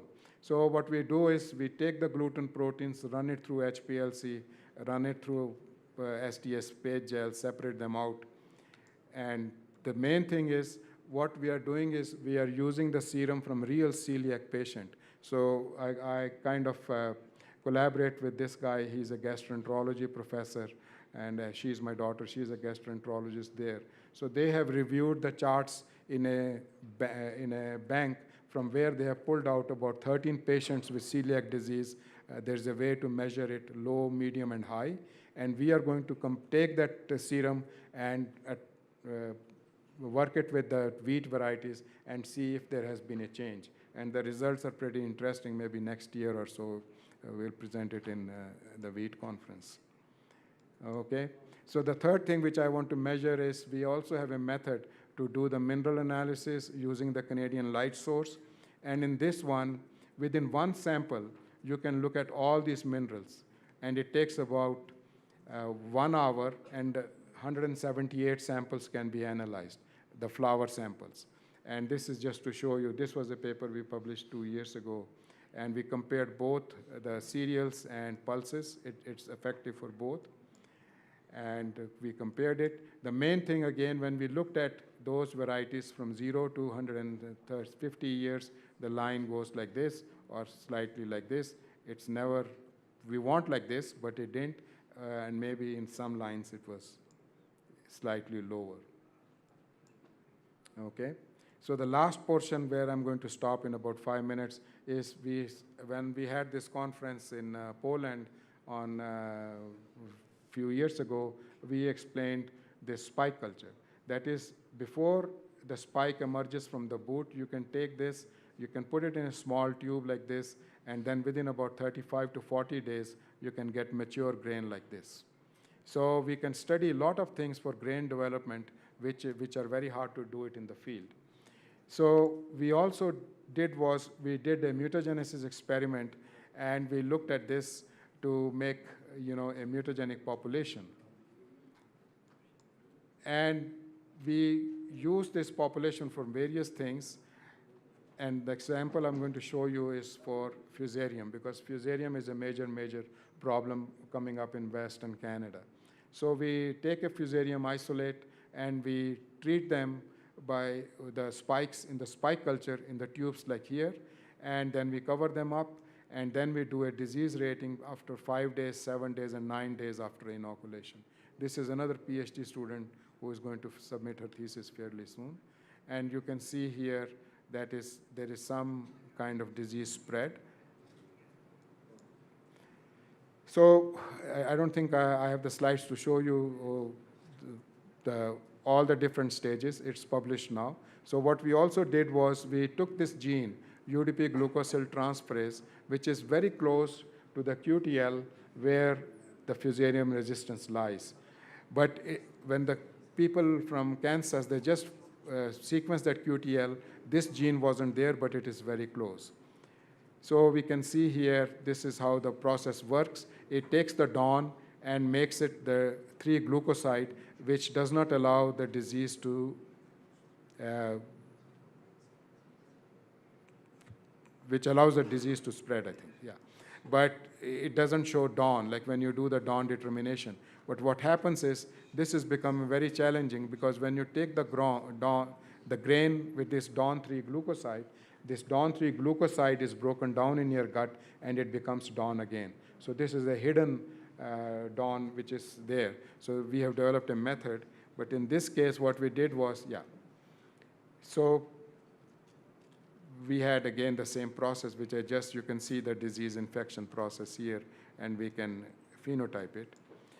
The main thing was we found a SNP marker in this in UGT gene, which was very genome specific, and it was very closely related to if the disease is going to spread or not going to spread. And we used this a high-resolution MELT real-time PCR to find if there's a mutation, whether A is present or G is present. And you can see here, and you can see with the box plots we showed that if it was resistant or susceptible, it correlated with the presence of this SNP in TA-UGT2B from the B genome. And this is, again, the same thing. We also did DON determinations with the Chipper, few minutes, please. Few minutes, please. Chipper. Yeah. Dr. Oh, okay. yeah, I'm going to finish it. Okay. So what we have is this DON determination using the ELISA technique. And again, this is showing the same results with different lines. These are the resistant lines, and these are the susceptible lines. Okay, so with this, I think what we have done now is we also have developed a method with LC-MS-MS, which will distinguish all the different DON chemotypes and also DON and DON 3G. And we are going to do the same thing. So what I wanted to show you, conclude with this, is an in vitro spike culture method to evaluate FHB resistance in wheat, new genetics resources of resistance, which we are following up, like Pierre Huckel is making process, and we are following it with that SNP marker in the UGT gene, and we are doing this in the wheat variety. And this paper is, by the way, published now. This is a bit older slide. And for future, to conclude, that grain quality is very dynamic, like not only think how to make a better noodle or better bread, but you should also think how it can contribute to human health, because that is where all the important things are. And grains are important source of energy. Carbohydrates are an important constituent of grain, influence in end use. And if we can understand the carbohydrate structure and function and develop markers, which I didn't show, we have markers, they can be used in a very different way to improve grain quality. And it is not only specific to wheat, it could be triticale, it could be rye, it could be rice, barley, and so on. And I think with that, I thank you very much for your attention, and if there are any questions. Thank you very much for Dr. Chipar. Please have a seat here. And of course, the quality is the final aim for the breeding programs. If you develop some variety, nothing doing in the quality, so you cannot do anything. So also everybody knows the quality is important for the triticale.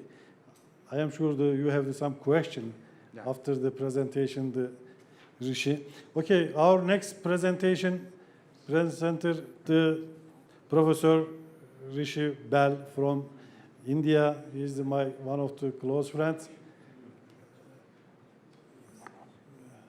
And he is a retirement from the Haryana University as a dean, and he served many years as a scientist and director of the research institute. Also, he is one of the editors of the Ekin Journal, published by the BİSAF, Plant Breeders Union of Turkish. And by the way, we are asking the full papers to publish in Ekin Journal. Please.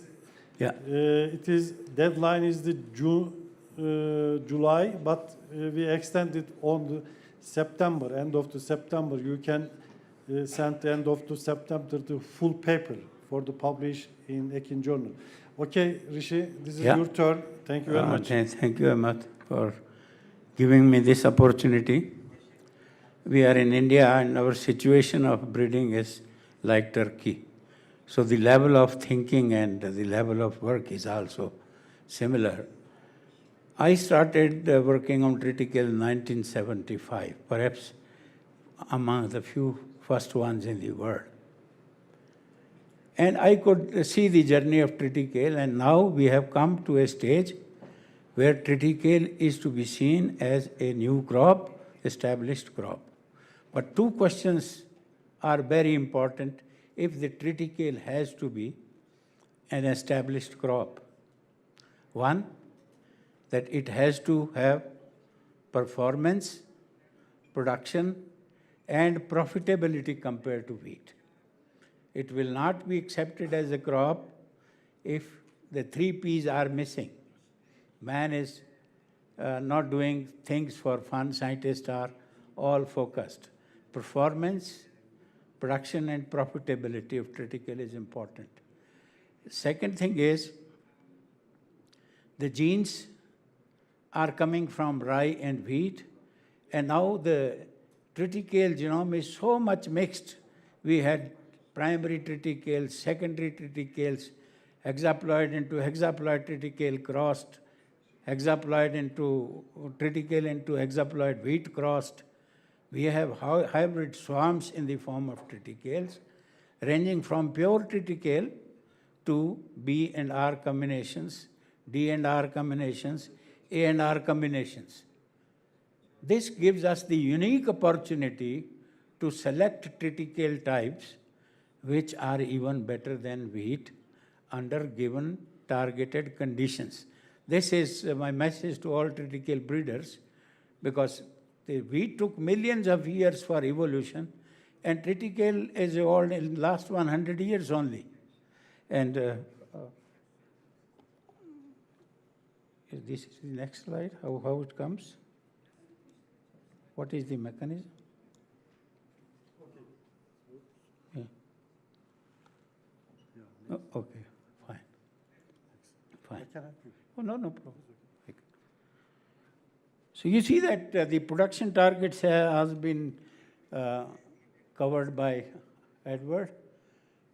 The general information is that triticale is coming up as a crop, particularly in stress conditions, water deficit conditions, acidic conditions, and to our information, even in alkaline conditions.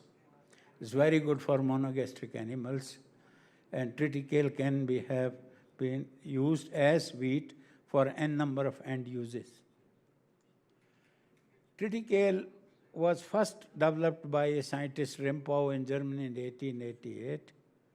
He got out of hundreds of crosses only 15 seeds. Thanks to Arne Munzing in Sweden, he developed the colchicine technique to double the chromosome number, and then the embryo rescue technique came, and the primary triticale production was possible through embryo culture. We conducted, leaving behind the rhetoric, because I am associated with it since 75, when the kernel of triticale was very much revealed.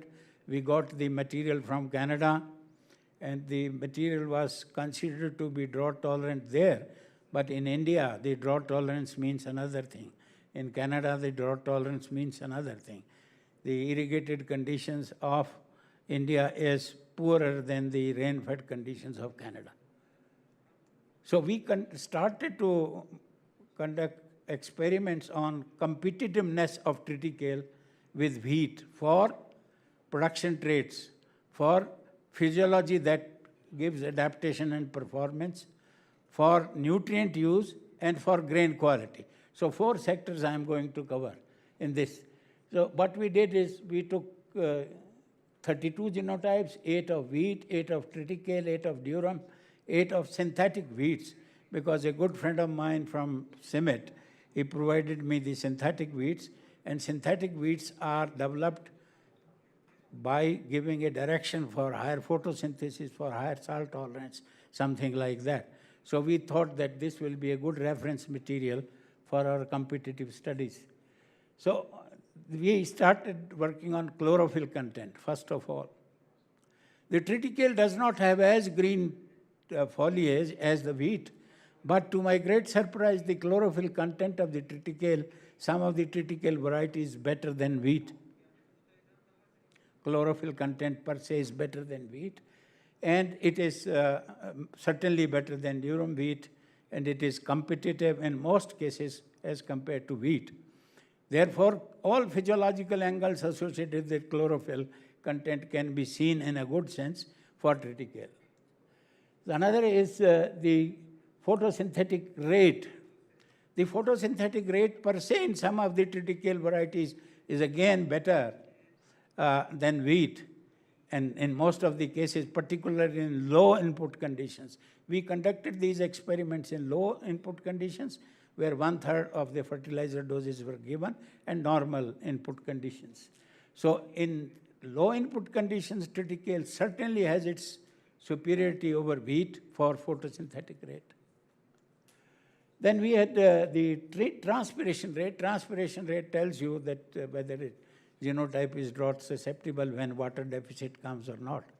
Triticale has much better water holding capacity. Transpiration rate is lower than wheat, particularly in the case of dry conditions. And therefore, triticale can withstand much better the dry conditions compared to wheat. Then it is maximum minimum temperature of Hisar conditions. You can see that in the month of April, May, or March. March is particularly the stage where grain formation is there. The temperature is too high. In the ranges from 40 degrees centigrade is, say, last week of March.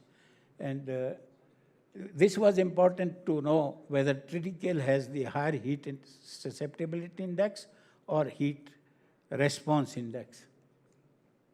You see that heat susceptibility index of the wheat and triticale genotype. Triticale has lower susceptibility index compared to the wheat, which is desired. And triticale has high response index compared to wheat, which is again desired. So under climate change conditions, when the temperature is increasing, triticale has a future. Triticale has a scope.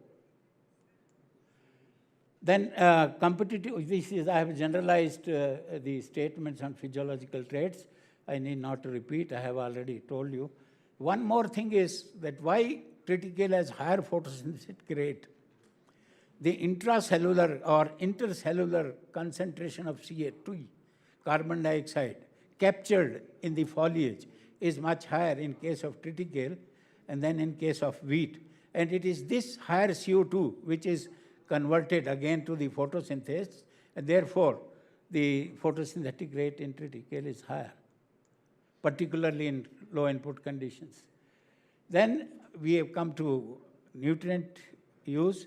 NHI and PHI. PHI is basically nitrogen harvested in grains compared to the whole foliage, and phosphorus harvested in terms of grains compared to the whole foliage.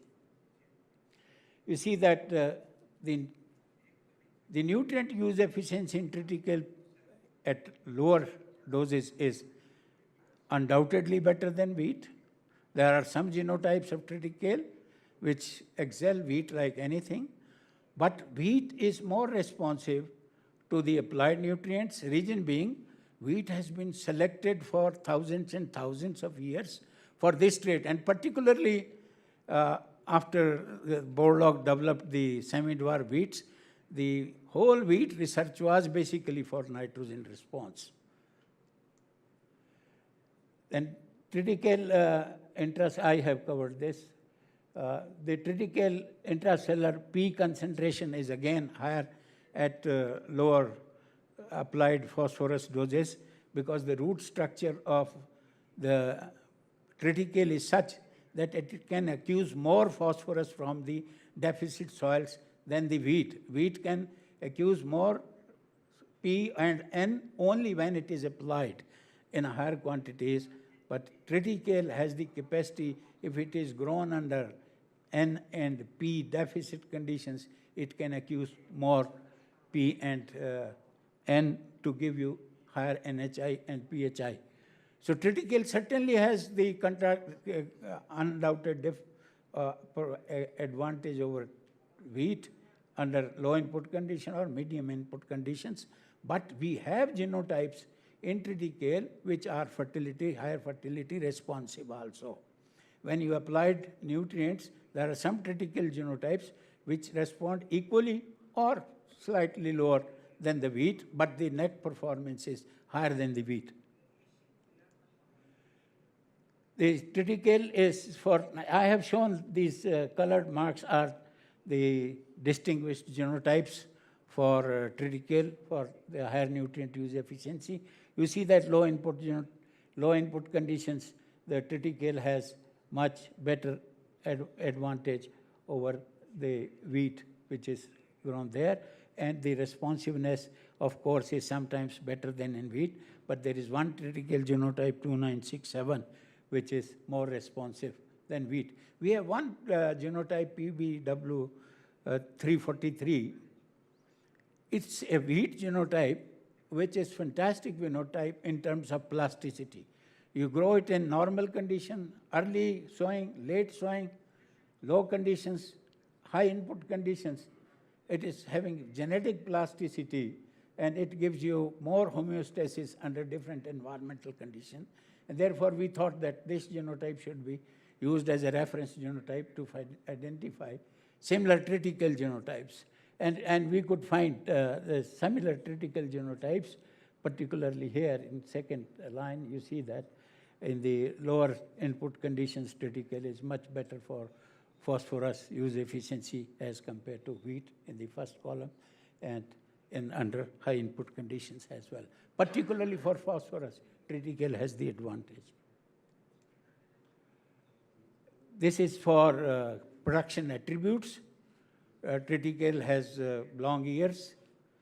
It has higher number of tillers under high fertility conditions like wheat, but under low fertility conditions, there is a more reduction in wheat compared to triticale for the N deficiency. Triticale for 100 grain weight, we have triticale genotypes. Normally, triticale genotypes are 80% of the highest grain weight. We have one local genotype, LOC1. It has around 50 grams of wheat per 1,000 grain weight, whereas triticale has 45, 46. But then there are certain triticale genotypes now available. And last year we selected some of the genotypes. They have 52 grams. So they have surpassed the LOC1. Then the grains per spike, again, the triticale has the distinct advantage of having 52 grains, compared to the wheat, and one of the variety TL2966. And that's why this yield component is very important, particularly under low input conditions. Under high input conditions, the triticale performance comes from the grain weight. Under low input conditions, the triticale performance comes from biomass. The triticale grain yield in compared to wheat, the wheat, it yields much better compared to triticale, but then there are some triticale genotypes which are competitive for yield in case of against wheat, particularly in low input conditions, and in the high input conditions also, we have some genotypes which show some better response, but the triticale needs to be improved for yield. Triticale yields less compared to wheat. Reason being, triticale has been so far worked for adaptation. Adaptation under poor conditions, acidic conditions. Selection pressure has to be put in crosses for grain yield. Grain yield per plant, keeping all the three yield components intact. Simultaneous selection for all the three components will give you result. Not a single component will give you result.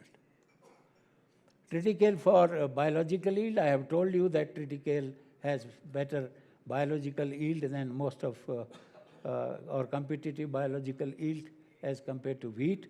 But then there are certain genotypes which under high input conditions compare very well with wheat, except few varieties of wheat which are very high yielding. The performance of triticale genotype for agronomic traits, I have told you that these are some of the genotypes where triticale shows much better response when the triticale is taken from low input conditions to high input condition, meaning thereby triticale can be bred for high fertility conditions. The only thing is how we breed, what we select. We need to work at three levels: the root level, the foliage level for physiology, and the production traits. It means adaptation and performance put together. It is the continuation of that. These are all same thing. Then we started, these are some of the summary of the results, that triticale line 2966 and triticale line 2968.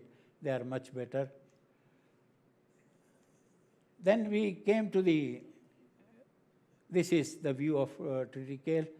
This is from Thar Desert in Rajasthan. Highest temperature and lowest water conditions. Okay?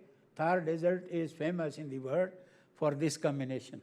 So this is in Rajasthan, Bikaner, and I put up a trial in Rajasthan Agriculture University. These are photographs from there. These are again photographs from there. This is Haryana Agriculture University, because we have much better fertility conditions, assured irrigation conditions. The triticale is very good.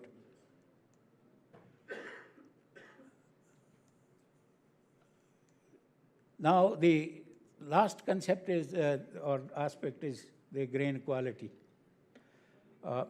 We selected 13, 14 grain characteristics, and we found out that the triticale for 1,000 grain weight, hectoliter weight, compares well with the wheat. When it comes to nitrogen or protein, it surpasses wheat. When it comes to lipid content, it is slightly higher than the wheat.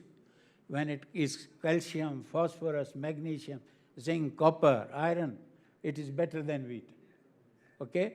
It is better than wheat, particularly under low input condition. And out of that, it is certainly having specific superiority for phosphorus and zinc. Our soils are alkaline soils, pH 8.5. In European soils, the pH is low. The phosphorus is bound because of its conjugate with the aluminium. But in our conditions, the phosphorus is bound because of its conjugate with calcium. And it's not only phosphorus which is bound. It's the phosphorus zincate which is bound with the calcium. And the triticale has one capacity to break that conjugate and uptake more phosphorus and more zinc out of the poor soils as compared to wheat. Therefore, there is a distinct advantage of triticale. When it comes to sedimentation value, Palishenke value, these are basically criteria, two criteria used in India for deciding what product will be prepared out of flour of triticale and wheat. We see that there is a good segregation of these values in case of triticale and wheat. Triticale and wheat, they are specifically in one variety, sedimentation is higher than triticale, and vice versa. In triticale, another variety, the sedimentation coefficient is high. Therefore, for end-use quality, you can pinpoint the wheat varieties as well as triticale varieties for the same end-use. Yeah, this is again some other characters. This is the grain luster in case of now triticale. This is wheat, the triticales. And when we started working in 75, the triticale grains was not to be seen. It was highly shriveled, and it was having 13, 14 grams weight. Then it came 27, then it came 37. But now it's very competitive compared to wheat and even in luster. Then this is the mean performance of different quality traits. Now coming to the message that the genotypes with higher protein content, which is higher than 12%, you find that the triticale retains its superiority over wheat. Okay? It's the target in India is develop wheat genotypes good for export, and what is the condition? They should have protein content higher than 12%. That is the benchmark for export wheats. And what we see here, the triticale genotypes are much better. If we can produce in higher quantities, certainly, and from that locality, we can put the triticale to export. Genotypes with protein content less than 10% and sedimentation less than 30 ml, you will see that wheat takes over the triticale because this kind of combination is good for, the first one is for bread making and the another one is for chapati making, because we eat mainly the chapatis, the leaven bread in Indian diet. And last is the sedimentation rate is between 30 and 50 ml, and the protein content is between this and this. Again, here the triticale genotypes are not represented. So the triticale genotypes are mainly represented in high protein content genotypes. What has happened? Good. So we conducted some trials on, or some experiments on high molecular weight proteins and low molecular weight proteins. And from these studies, we could identify some of the genotypes with unique binding patterns in triticale, in ST1 wheat, in synthetic wheats, and in durum also. So this information we can use for simultaneous improvement of triticale and wheat. In 1985, I published a paper, the gene flow from triticale to wheat and wheat to triticale. And we developed some techniques for ensuring that we first cross the wheat into triticale and then go for disruptive selection using some cytological techniques to ensure that we develop pure AABB-DD, pure AABB-RR, but in a recombined form. Because when we cross each other, the chromosomes are homologous in nature, they will pair with each other, they will recombine, and then we again go for direct selection, disruptive selection, establish them in pure form. Both wheat as well as triticales can be improved. Ahmed said that earlier the triticale was considered to be disease resistant, but now the diseases are coming. It was not the disease resistance in triticale at that time. It was the lack of disease-causing races. The races were not there for triticale. The triticale may have resistance or not, but certainly one partner was missing. Therefore, triticale was considered to be disease-resistant.